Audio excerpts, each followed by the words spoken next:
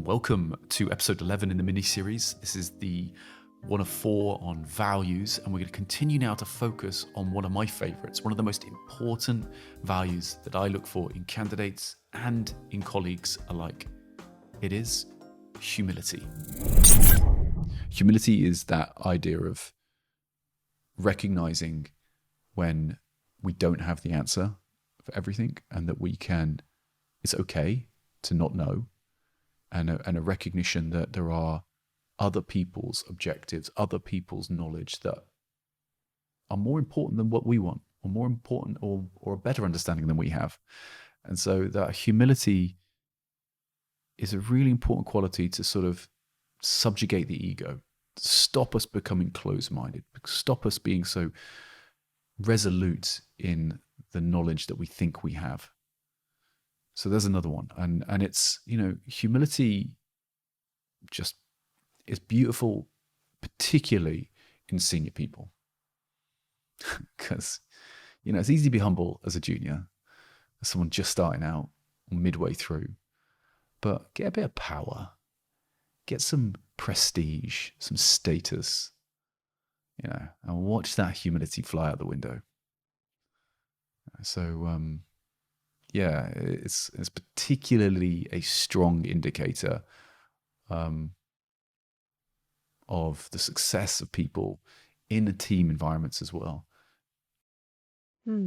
Yeah.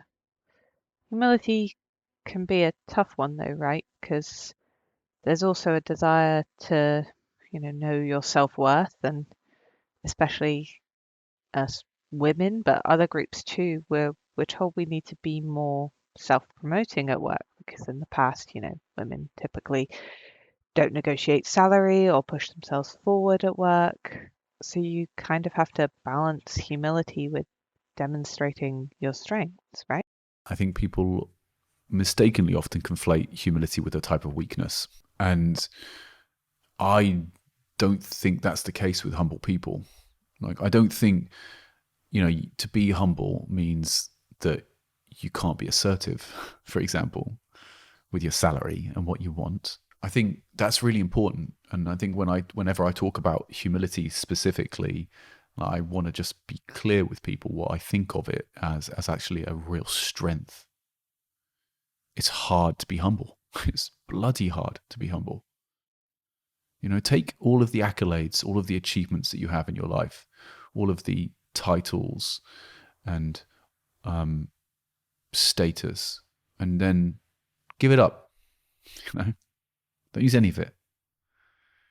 Go and do a job where you have like zero expertise, and you're being led by a 20-year-old who's like way more experienced than you do on that topic. It's hard. People don't want to do that.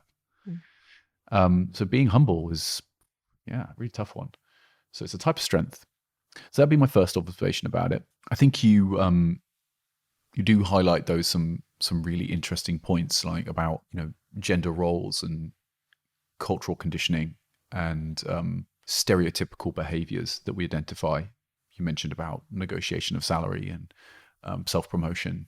I mean, I think actually some of those you could almost say fall into courage.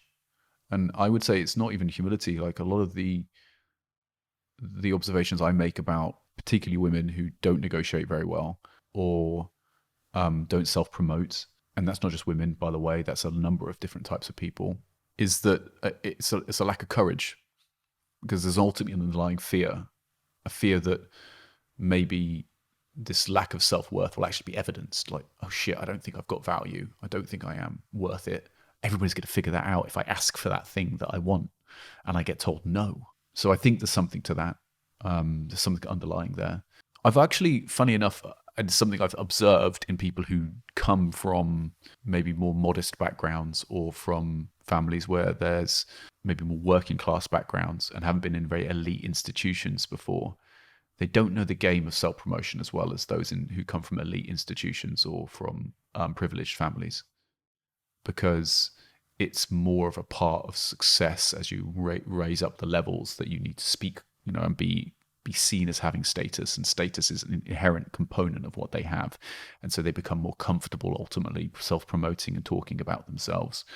And I've noticed it particularly in, strategy consulting, investment banking, in a whole range of professional functions in world where I meet people where after you've got to know them a little bit, you discover that they are the first one in their family to go to university. They are the first one to be operating in this sort of, upper echelons of organizations.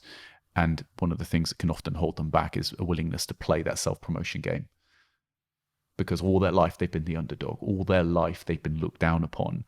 And playing the game of sort of self-promotion, that sort of give and take, and knowing how to sort of forge those relationships with others can be a bit uncomfortable for them.